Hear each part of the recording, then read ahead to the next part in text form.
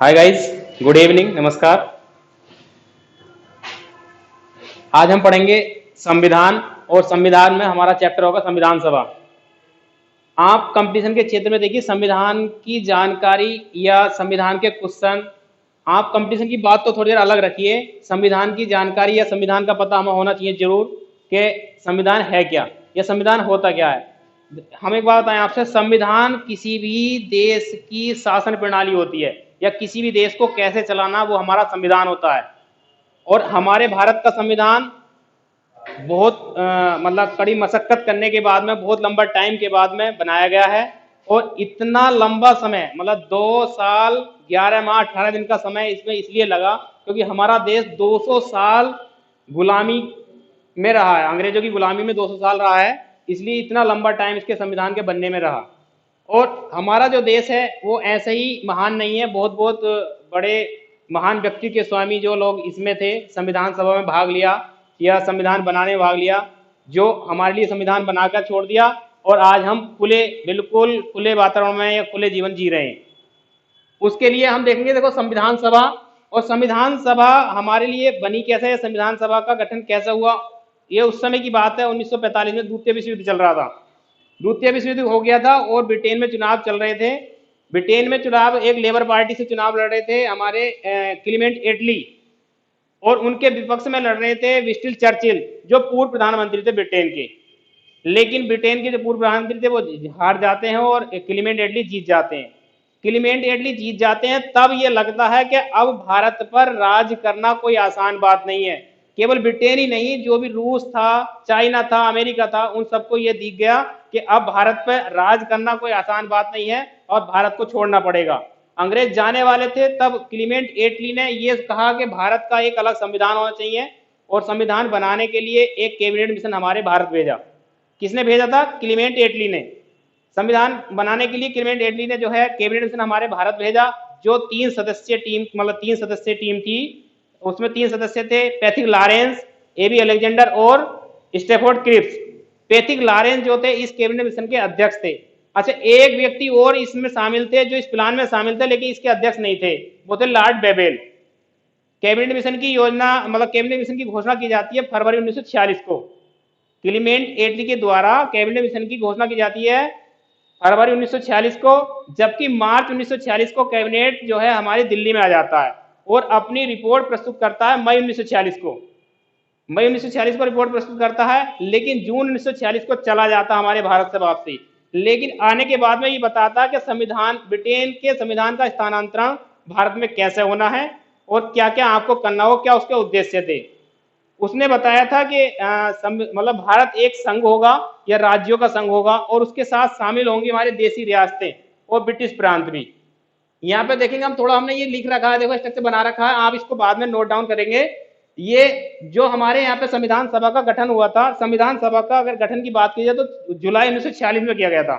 संविधान सभा के गठन की बात की जाए तो जुलाई 1946 में गठन हुआ, और इस संविधान सभा में सदस्य आने थे। कैसे आने थे? देखो उस समय जब देश आजाद हुआ, मतलब देश आजाद हुआ था या अंग्रेज जा रहे थे छोड़ के, तो हमारे जो देश की जनसंख्या थी वो लगभग 40 करोड़ थी, लगभग 40 करोड़ जनसंख्या थी, और प्रति 10 लाख जनसंख्या पर एक सदस्य संविधान सभा का सदस्य होना था।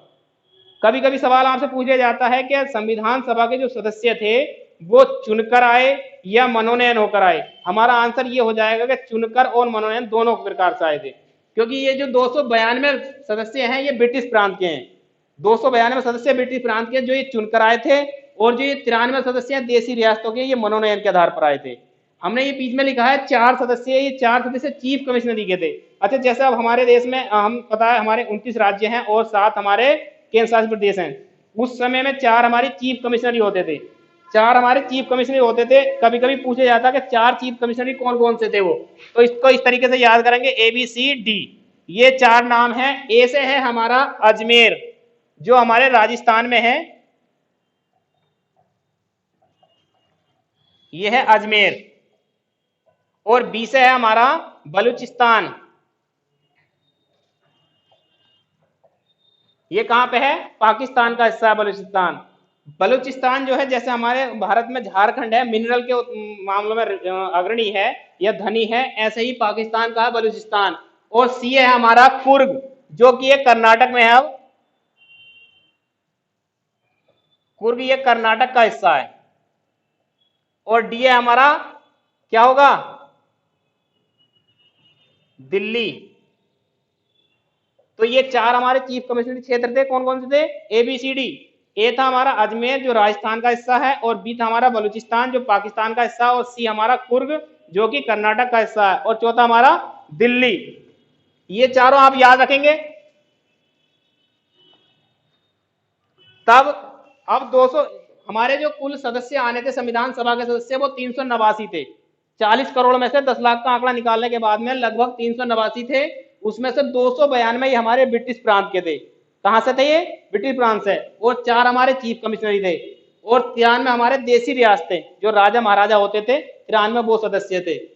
अब हमारा ये सब सदस्य होने के बाद में संविधान सभा के गठन की हमारी जो संविधान सभा की बैठकें हुई थी, सबसे पहली बैठक हुई थी हमारी संविधान सभा की 9 दिसंबर 1946 को।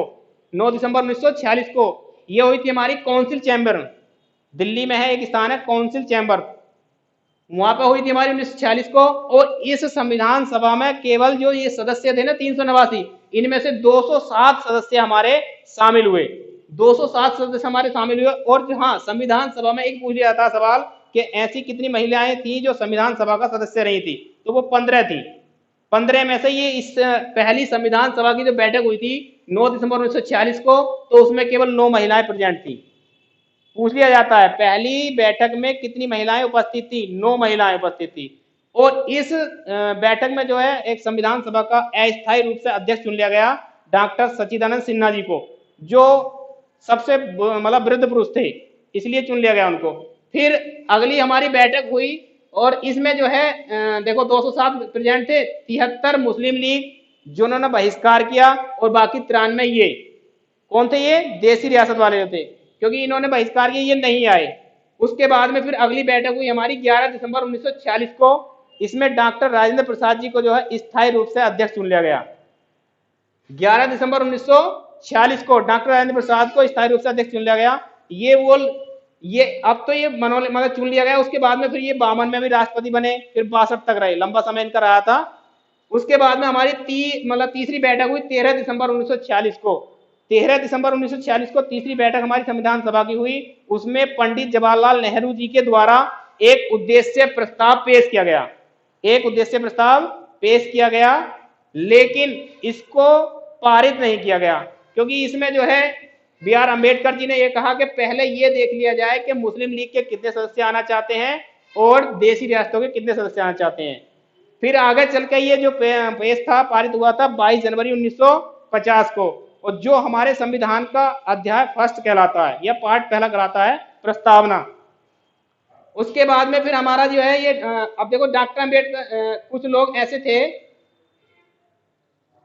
जो डॉक्टर अम्बेडकर जी को किसी ने जननी भी कहा है संविधान की, या जनक भी कहा है। तो एक थे हमारे केवी राव। केवी राव ने जो है डॉक्टर अम्बेडकर जी को संविधान का जनक कहा है और जननी भी कहा है, मतलब मां का दर्जा दिया है। जबकि इंडियन मतलब मदर कॉन्स्टिट्यूशन ऑफ इंडियन, जबकि हमारा जो एक मदर कॉन्स्टिट्यूशन ऑफ इंडियन होता है ब्रिटेन का, इंग्लैंड का होता है। लेकिन इन्होंने जो है हमारे भारतीय संविधान को जो है संविधान की प्रस्तावना को या संविधान को जननी बोला है, किन्होंने, केवी राव ने। अच्छा, केवी राव ये देखो, अभी थोड़ा इनके बारे में बता दें, अम्बेडकर जी के बारे में। ये बाहर पढ़ाई कर रहे थे, ये महार जाति में पैदा हुए थे, लोग बहुत हीन भावनाओं से देखते थे, लेकिन ये एक ऐसे बंदे थे जो इस जाति के लिए बहुत बड़ा योगदान दे गए। बाहर पढ़ाई कर रहे थे, बैरिस्टर की पढ़ाई करने के लिए लंदन गए थे, और तब इन्होंने देखा कि भारतीय संविधान सभा के लिए चुनाव चल रहे हैं, इन्होंने चुनाव में हिस्सा लेना चाहा। ये बंबई की सीट से लड़े, बंबई की सीट से लड़े, लेकिन ये हार गए। बंबई की सीट से लड़े, ये हार गए, लेकिन हिम्मत नहीं हारी, फिर आगे और बढ़ाई, मतलब आगे बढ़े, लड़े, चुनाव लड़े, तो ये बंगाल की सीट से लड़े और जीत गए। लेकिन जब देश आजाद हुआ तो जो वो बंगाल की सीट थी वो पाकिस्तान में चली गई। भारत और पाकिस्तान अलग हो गए थे, तो वो पाकिस्तान में चली गई। लेकिन जब सीट पाकिस्तान में चली गई तो फिर आपकी जो भी योग्यता थी या प्रतिनिधित्व वो भी चला गया, वो सीट खाली बेकार हो गई इनकी। तब लेकिन ये एक इनके बारे में सोचा, एक BN राव थे हमारे, बेनेगल नरसिंह राव, इन्होंने देखा कि भाई संविधान का एक इतना बड़ा प्रारूप तैयार करने वाला या संविधान में भाग लेने वाला व्यक्ति अगर संविधान सभा का सदस्य नहीं रहेगा तो बात खराब हो जाएगी, मतलब सही नहीं लगेगा। इन्होंने एक मतलब राजेंद्र प्रसाद जी से बात की कि बोले भाई मतलब बी आर अम्बेडकर का जो है संविधान सभा का सदस्य होना बहुत जरूरी है, नहीं तो सही नहीं रहेगा। तब इन्होंने राजेंद्र प्रसाद जी ने एक बीजी खैर थे जो मुंबई के हेड थे उस टाइम पे, ऐसे मान लो जैसे वहां के प्रधानमंत्री थे, बीजी खैर बाल गंगाधर खैर से बात की कि बोले भाई इसको जो है किसको, अम्बेडकर जी को संविधान सभा का सदस्य बनाना जरूरी है, आप इनको कहीं से भी सदस्य बनाएंगे। तब बीजी खैर के एक वहां के जो प्रतिनिधि थे एक एम आर जैकर से इन्होंने बात की कि भाई आप अपना इस्तीफा दे दीजिए। इस्तीफा दे दिया और इनकी सीट पर जो है किसका चयन हो गया, अब अंबेडकर जी का। अब अगर आपसे पूछता है कि अंबेडकर जी कहां से चुनकर आए थे या चुनाव कहां से हुआ था, बंगाल से हुआ था, और बाकी कहां से थे, मुंबई से। उसके बाद में ये हो जाते हैं और फिर आगे ये होते हैं, प्रारूप समिति बनाई जाती है। कभी कभी पूछा जाता है प्रारूप समिति के अध्यक्ष कौन है, तो बी आर अम्बेडकर जी। और प्रारूप समिति बनाई किसने, लेकिन प्रारूप समिति जो बनाने की सलाहकार है ना, बी एन राव, बेनेगल नरसिंह राव। कभी कभी पूछा जाता है पूरा नाम, बी एन राव का नाम क्या है, बेनेगल नरसिंह राव। जो कि प्रारूप समिति के अध्यक्ष कौन थे, अंबेडकर, और सलाहकार समिति के अध्यक्ष कौन थे, बी एन राव। ये निःशुल्क सेवाएं दे रहे हैं, बिल्कुल निःशुल्क। प्रारूप समिति जो 29 अगस्त 1947 को बनकर तैयार होगी, जिसके 7 सदस्य थे, जिसमें से अध्यक्ष कौन थे, अंबेडकर जी। और आगे फिर कुल 11 अधिवेशन हुए थे, मतलब 24 जनवरी 1950 को भी एक लास्ट बैठक हुई थी, उसके अधिवेशन कुल जो है मतलब हमारे 12 हो गए थे। अब 26 नवंबर 1949 को आंशिक रूप से हमारा जो है संविधान बनकर तैयार हो गया। 26 नवंबर 1949 को, जब 26 नवंबर 1949 को संविधान बना था तो उसमें कुल 395 अनुच्छेद थे, 395 अनुच्छेद थे, 22 भाग थे और 8 अनुसूचियां थी। 395 अनुच्छेद थे, 22 भाग थे और 8 अनुसूचियां थी, जबकि वर्तमान में अनुसूचियां 12 हो गई हमारी। संविधान के इतने मतलब जो प्रारूप समिति की जो बैठक मतलब वो चली थी बहस, वो 114 दिन चली थी। 114 दिन की बहस में ही प्रारूप समिति तैयार हुई थी। उसके बाद सब कुछ तैयार हो जाने के बाद में अब लगा कि भाई संविधान बनकर तैयार होगा, लेकिन ये लिखा कैसे जाएगा। संविधान हमारा जो है इटैलिक भाषा में लिखा हुआ है। कभी कभी पूछा जाता है संविधान किस तरीके से लिखा हुआ, तो इटैलिक में लिखा हुआ है। और संविधान बनकर तैयार हो गया। पंडित जवाहरलाल नेहरू जी ने देखा कि भाई कोई ऐसा व्यक्ति चाहिए जो अच्छा साजो सज्जा से संविधान को लिखने के लिए तैयार हो जाए या लिख दे। तब ये एक थे हमारे। अच्छा, इस बात के बारे में अभी बहुत कम लोग जानते होंगे कि संविधान लिखा किसने था। तो संविधान हमारे लिखने वाले थे प्रेम बिहारी नारायण राय